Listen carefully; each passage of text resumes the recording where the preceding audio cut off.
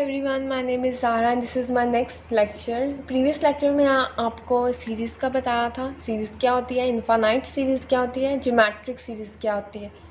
आज का हमारा जो लेक्चर होगा वो होगा इंटीग्रल टेस्ट पे very important article.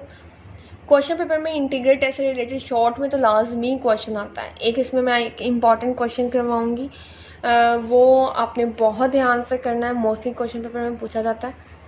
Integral test क्या होता है? इंटीग्रल टेस्ट के नाम से ही जाहिर है कि इंटीग्रेशन लेके कोई टेस्ट करेंगे हम। इंटीग्रल टेस्ट की सबसे पहले मैं यहाँ पे स्टेटमेंट लिखूँगी।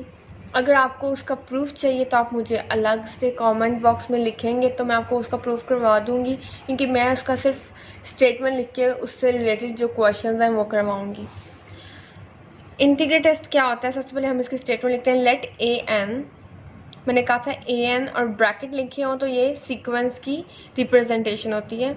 बी ए सीक्वेंस, अगर आपके पास ए एन कोई भी सीक्वेंस है of positive terms, suppose a n is equal to function of n. इसका मतलब ए एन में जितनी भी टर्म्स होंगी वो फंक्शन ऑफ एन की होंगी, वेयर एफ जो कि फंक्शन है इज़ ए कॉन्टीन्यूस, इसका कॉन्टीन्यूस होना लाजमी है, ये इसकी पहली कंडीशन है। इसका पॉजिटिव होना लाजमी है, डिक्रीजिंग होना इसका लाजमी है। तो ये इस फंक्शन के बारे में इसकी कैरेक्टरिस्टिक्स बताई जा रही हैं कि अगर ए एन कोई सीक्वेंस और ए एन को हम एफ ऑफ एन से डिनोट कर दें तो जो ये फंक्शन है इसकी कैरेक्टरिस्टिक्स में क्या होगा, कॉन्टीन्यूस। कॉन्टीन्यूस मैंने आपको बताया था कोई भी गैप ना हो, पॉजिटिव आपको पता है नेगेटिव फंक्शन ना हो, पॉजिटिव फंक्शन हो। डिक्रीजिंग फंक्शन का मतलब क्या होता है? डिक्रीजिंग, इंक्रीजिंग का मतलब होता है जो बढ़ रहा हो, डिक्रीजिंग जो कम हो रहा हो। तो decreasing function of x for all x greater than equal to capital n. और यहाँ पे जो कैपिटल एन है ये पॉजिटिव इंटीजर को रिप्रेजेंट करे, तो मैं तो लिख देती हूँ पॉजिटिव इंटीजर होना चाहिए कैपिटल जो एन है। देन द सीरीज, आप यहाँ पे मेन बात हम करेंगे, then the series summation n to infinite a n and the integral।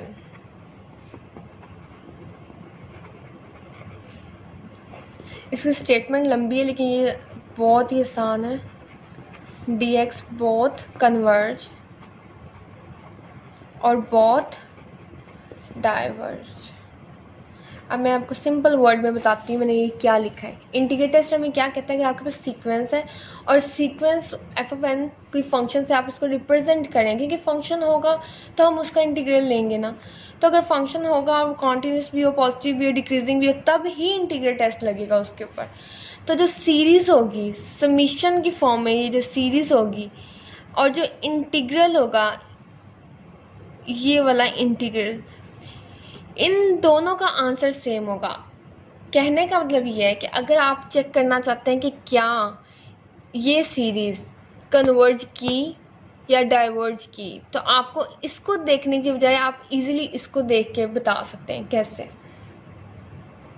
अगर आप इसको निकालने के बजाय आप इसको इजीली इंटीग्रेशन तो आपको आती है, इंटीग्रल अगर आप निकाल लेते हैं तो अगर आप इसका एफ एक्स का इंटीग्रल निकाल लें और इंटीग्रल निकालने के बाद आपके पास एक आंसर आ जाता है, उसका आंसर आ जाए, इसका मतलब क्या होगा, एक यूनिक आंसर आ जाए, तो ये वाली जो इंटीग्रल है ये कन्वर्ज कर गया किसी यूनिक नंबर को। अगर ये कन्वर्ज कर गया तो ये समीशन भी कन्वर्ज करेगा। तो आप अगर इसको टेस्ट कर रहे हैं, इसे टेस्ट कर रहे हैं इसकी बेसिस पे, तो अगर ये कन्वर्ज करेगा तो ये भी कन्वर्ज करेगा, अगर ये डाइवर्ज करेगा तो ये भी डाइवर्ज करेगा। तो ये क्या होता है, इंटीग्रल टेस्ट एक्चुअली में क्या होता है, आपको इंटीग्रेशन के बेसिस पे पता चल जाता है कि सीरीज़ कन्वर्ज करती है या डाइवर्ज। दोनों का बिहेवियर सेम होगा। मैं फिर से बता रही हूँ, अगर आप इसको चेक करते हैं कन्वर्ज कर जाएगा तो आप कहेंगे क्योंकि ये कन्वर्ज कर गई तो ये वाली समीशन जो होगी ये भी इसके बिहेवियर पे चलेगी, तो ये भी कन्वर्ज कर गई। तो आपको इसका कन्वर्जेंट और डाइवर्जेंट का इंटीग्रेशन से पता चल जाएगा। तो अब हम कुछ एग्जांपल्स करते हैं तो आपको ज़्यादा आइडिया होगा मैं किस तरह इसकी कन्वर्जेंट का आपको बता रही हूँ। तो हम सबसे पहले एक एग्जांपल लेते हैं। लेट्स सपोज हमारे पास क्या है, plus 1/4 plus 1/9 plus 1/16 plus up to so on plus 1/n² plus up to so on. अगर आपके पास इस तरह की फॉर्म में सीरीज़ लिख दी जाए, अगर आप सीरीज़ को गौर से देखें तो ये कॉन्टिन्यूस भी है, पॉजिटिव भी है और डिक्रीजिंग फंक्शन भी है। तो अगर आप इसको गौर से देखें तो इसके अंदर जो nth टर्म है आप उसको लेट कर लें, nth टर्म को पकड़ें, क्योंकि मैंने आपको बताया इंटीग्रल टेस्ट के स्टेटमेंट में कि सपोज करना है कि जो an है वो f(n) है, तो हमने इसमें an को f(n) कंसिडर करना है। तो an हमारे पास क्या हो जाएगा, f(n) जो कि है 1/n²। ठीक है, सेकंड हमने क्या करना था, हमने समीशन क्या चेक करनी है कि summation n 1 to infinite is equal to an converge कर रही है या फिर डाइवर्ज कर रही है। हमने ये चीज़ देखनी है। इस चीज़ को देखने के लिए हम क्या करेंगे, हम इंटीग्रल ले लेंगे इसी फंक्शन का, लेकिन x की फॉर्म में। यहाँ पे n की फॉर्म में हम x की फॉर्म में लिख लेते हैं। तो जब हम f(n) को f(x) में लिखेंगे तो ये हो जाएगा 1/x²। अब हम क्या करेंगे, इसकी इंटीग्रेशन लेंगे, integration 1 to infinite 1/x² dx। तो हमने क्या किया, f(x) dx लिया और 1 to infinite लिया, क्योंकि यहाँ पे हमारे पास इन्फानाइट सीरीज़ थी। जब हम इसको सॉल्व करेंगे हमारे पास क्या आएगा, 1 to infinite 1/x² की जगह x-2, क्योंकि ये पॉजिटिव फंक्शन था, डिक्रीजिंग था, तो हम -2 ऊपर ले जाएंगे dx। फर्दर जब हम इसको सॉल्व करेंगे तो हमें पता है कि मैंने ये 2 दफ़ा लिख दिया। जब हम इसको सॉल्व करेंगे तो हमें पता है कि जब हमारे पास n कोई पॉजिटिव हो इंटीजर और उसकी ये x की पावर, तो पावर रूल लगता है, जो कि होगा x-2 + 1/-2 + 1, और ये जो लिमिट्स होंगी ये एज इट इज़ साथ में आ जाएंगी। x-1 और -1 1 to infinite which is equal to -1/x 1 to infinite। Next हम इसको सॉल्व करेंगे, upper limit minus lower limit. 1/∞ क्या होता है, 0, तो 0 - 1 माइनस इंटू माइनस प्लस 1, तो हमारे पास एक यूनिक आंसर आ गया 1। तो ये हमारा इस लिमिट का आंसर आ गया। अगर हमारे पास ये यूनिक आंसर दे रहा है तो हम इसको कह सकते हैं कि हमारे पास जो integral 1 to infinite 1/x² dx था ये हो गया कन्वर्ज। अगर ये कन्वर्ज हो गया तो हमें पता है कि अभी हमने थ्योरम क्या किया है कि अगर ये कन्वर्ज कर जाएगी तो ये ऑटोमेटिकली कन्वर्ज कर जाएगी। तो हम इसके साथ क्या लिखेंगे, if this converges then summation an where n is equal to 1 to infinite converges, चाहे आप आगे लिख दें converges to 1, तो वो समीशन भी कन्वर्ज कर गई। तो ये आपको चेक करने का तरीका था कि किस तरह आपने इंटीग्रल टेस्ट को चेक करना होता है कि इंटीग्रल टेस्ट के अकॉर्डिंग कोई चीज़ कन्वर्जेंट है या फिर divergent.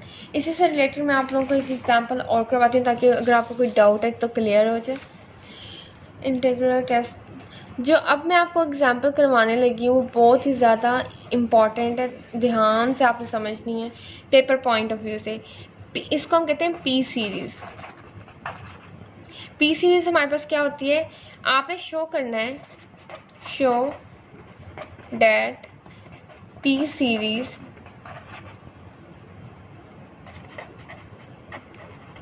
Converges if P greater than है 1 के। अब पी सीरीज़ है क्या, पी सीरीज़ है हमारे पास summation n is equal to 1 to infinite 1/n⁻p which is equal to 1p 1/2p 1/3p up to so on. अगर आप इसको 1/np को ओपन करते हैं, n की जगह 1 पुट करेंगे, पहली टर्म बनेगी 2 करेंगे, सेकंड थर्ड करेंगे, third up to so on. In fact यहाँ पे आप ये भी लिख सकते हैं 1/n to p nth term plus up to so on. ये हमारे पास पी सीरीज़ है। आपने ये शो करना है कि ये कन्वर्ज करती है अगर p ग्रेटर देन है 1 के। तो अगर p ग्रेटर देन है 1 के, आपने ये भी माइंड में रखना है कि अगर आपको p सीरीज़ आ जाए तो इसका क्राइटेरिया कन्वर्जेंट डाइवर्जेंट का क्या होगा, p अगर ग्रेटर देन 1 है तो ये कन्वर्ज कर जाएगी, p अगर लेस देन इक्वल टू 1 है तो ये डाइवर्ज कर जाएगी। अब हम p सीरीज़ का देखते हैं कैसे हम इसको करेंगे।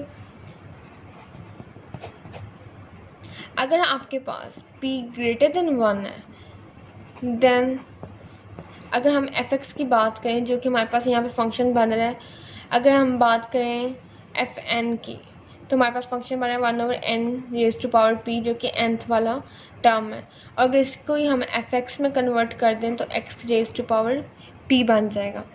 ये फंक्शन हमारे पास डिक्रीजिंग पॉजिटिव फंक्शन है, तो इसका मतलब इसके ऊपर हम इंटीग्रल टेस्ट अप्लाई कर सकते हैं।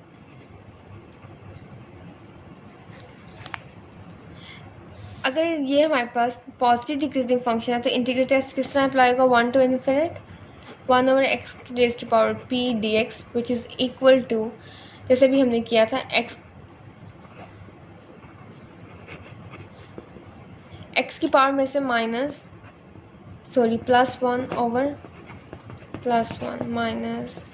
1 to infinite। जब हम इसको आगे सॉल्व करेंगे तो हमारे पास क्या आ जाएगा, -p+1 बाहर आ जाएगा तो हम इसको -p+1 को बाहर रहने देंगे। अंदर हमारे पास जो फंक्शन है वो है x raise to power -p+1 और इसके ऊपर हम लगा देंगे लिमिट।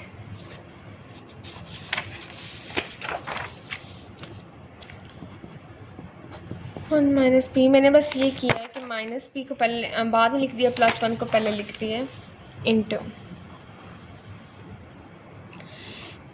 यहाँ पे हमारे पास था x की power -p+1 in 1 to infinite, तो हम इसको लिख सकते हैं 1/x की पावर p-1 1 to infinite। अब यहाँ पे p जहाँ पे उसमें जहाँ पे x है वहाँ पे अपर लोअर करते हैं, तो इन्फिनिट की पावर p-1 -1/1 की पावर p-1, जहाँ जहाँ x था वहाँ अपर माइनस लोअर मैंने लिमिट पुट कर दी। 1/इन्फिनिट की कुछ भी पावर होगी तो हम क्या कहते होते हैं कि वो इन्फिनिटी हो जाता है, तो 1/इन्फिनिटी -1 की कुछ भी पावर होगी वो 1 ही रहता है। तो यहाँ पे 1/1 - p इंटू 0 - 1, जब ये इसका मल्टीप्लाई होगा तो -1/1 - p, जिसको हम ऐसे भी लिख सकते हैं। तो हमारे पास इसका एक आंसर आ गया जो है 1/p-1। अगर हमारे पास इंटीग्रल का कोई आंसर आ जाए तो हम कहते हैं कि ये सीरीज़ कन्वर्ज कर गई है बाय इंटीग्रल टेस्ट। तो यहाँ पे अगर ये कन्वर्ज कर गया इंटीग्रल तो हमारे पास सीरीज़ कन्वर्ज कर गई, तो series converges by integral test. At the end आपने इसका ये आंसर दे देना। तो ये हमारा लेक्चर था इंटीग्रल टेस्ट से रिलेटेड। अगर आपको इससे ज़्यादा एग्जांपल्स चाहिए आप मुझे बताएं, मैं नेक्स्ट आपको और इससे रिलेटेड एप्लीकेशंस करवा दूँगी। कोई आपको मसला हो तो आप मुझसे पूछ सकते हैं कमेंट बॉक्स में, इंस्टा पे। Thank you for watching.